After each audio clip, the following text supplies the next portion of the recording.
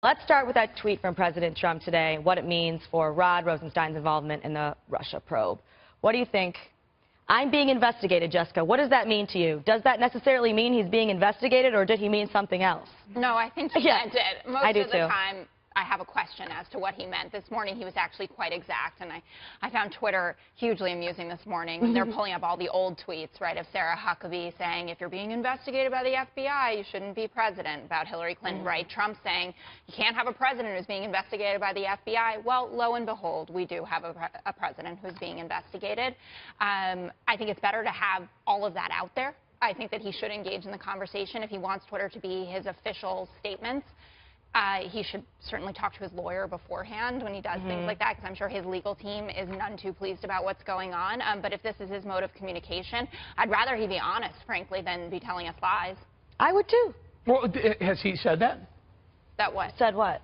I mean, Aaron, have we found out that President Donald Trump is being investigated? He said, I am being investigated. He said, according to the Washington Post, well, that's what his legal team said. Anonymous leaks. Okay, but yeah, he would have said, fake news, Washington Post says I'm being investigated. Well, I think he's being more hypocritical. He's being more I don't understand what you're saying, the person who recommended I fire Comey is now thinking about investigating. That was my favorite part. It was the man who suggested that I fire Comey. After he said I was going to fire him anyway, after he said it first, Rosenstein recommended it to. I mean, what is it? He went back and forth on that story but Rosenstein did send a memo to Donald Trump saying I would recommend letting Comey go. And Trump said, yeah, I got the memo, but I also wanted to do it. But the president asked him for that memo. He said he was going to fire Comey anyway. He's been back and forth on that. Right, but you don't see you don't see the hypocrisy of the guy who recommended firing Comey being at the forefront of the investigation into why he fired Comey.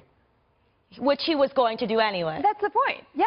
But I see what you're saying, Aaron. I see what you're saying. You're saying the hypocrisy amongst... This is a guy who made a recommendation around the status, the employment status of James Comey, who is now being, at least in the front end, also involved in the investigation as to why Comey was actually fired. No, I understand that part. But isn't he taking the right kind of responsibility then and saying that he may have to recuse himself from this? I agree. I think that he's acted completely appropriately and diplomatically here. I don't know what happened in that conversation where Donald Trump asked him to write that letter, but it seems like he's done nothing inappropriate. So what's going to happen, Jess, on the left when and if Rod Rosenstein recuses himself? So if Sessions recusing himself, number one. Number two, Rosenstein recuses. You're down to Rachel Brand, who's a Harvard graduate, U.S. Chamber of Commerce, and works for Bush 43, but the left is going crazy, saying they don't want her either. Well, are you going to keep having people recuse themselves? No, Do you find a liberal that'll stick it to Trump?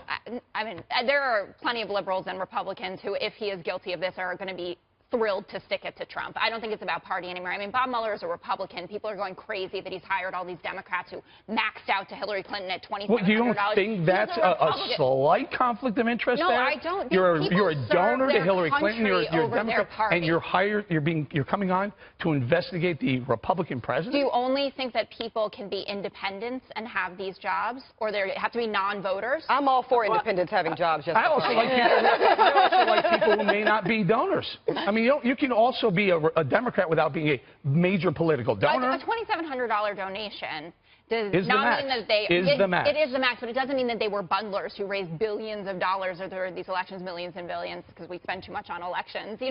I mean, there's a reason why we shouldn't and don't, as media journalists, opinion journalists even, shouldn't and don't contribute to campaigns. Because people do read into it, I think, the wrong way, or can certainly make a case for the sense that maybe your objectivity is compromised. Now, I agree with you, Jessica. I don't like the presumption that by automatically associating yourself with a political party, you now cannot do your job in any capacity. We don't want to set that precedent. But if you are looking to make that argument, it becomes easier when there's a donation. Right. 100%. Good luck finding independence in the legal field. I mean, good luck. You're sitting next to one. Well, Aaron, not independence, but I don't know which way you lean right or you lean left, but I'm guessing that do you make political donations to campaigns? I don't. Okay, why? Because I'm a journalist. Exactly. So why is that too high of a standard to expect? Is that too high of a standard to expect a guy who's going to investigate the president to not have been a political donor to Hillary Clinton?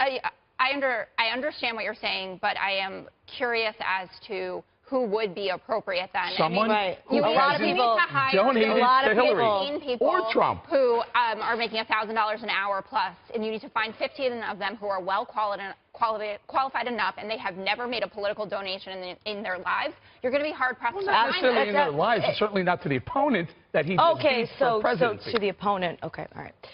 Deputy, well, I mean, you know, even Trump's, the person who Trump nominated for the replacement, he's given to Republicans. And when you're in these positions, you are often somebody who does donate to candidates. I will say, when I was in private practice, to your point, Aaron, I actually tried to make it a habit of not donating. I think I gave $50 one time. Other than that, I don't, because, again, this becomes the perception. And so you're right, that's not the rule of law for legal experts or other people that work in the legal field. But I do think maybe that is something we should explore. Maybe as attorneys, we shouldn't be donating either. But does it bother you that Mueller is a Republican then, Eric? Do you think that he should be... Please, you know, you and I have worked together for so long. I know, it's so great, isn't it? Listen to me. I don't have a problem with their political affiliation. I have a problem that they maxed out their donation to the Democrat who was Donald Trump's adversary. She's in the woods now. I know, but why pick them? That means they clearly have a bias towards Hillary Clinton, towards liberalism, against Donald Trump. I'm not sure that that's what it means when they serve in a position that is first and foremost about serving your country over your party.